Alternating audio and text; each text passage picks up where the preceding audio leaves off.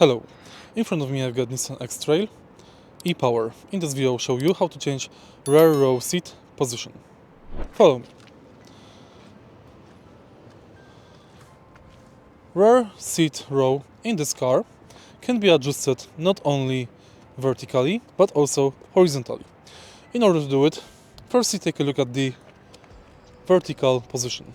If you pull this lever here, you can change the fold of the seat.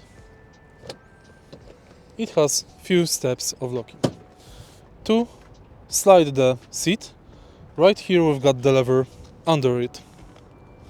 Pull it and slide it like standard seat.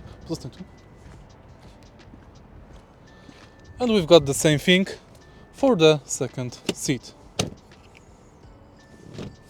Also a few steps. And again, lever and sliding. Sliding is very easy and not require strong arms. In the center of the seat we've got also the cup holders.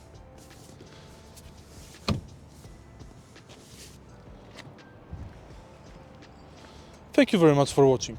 If you found this video helpful, please leave a like, comment and subscribe.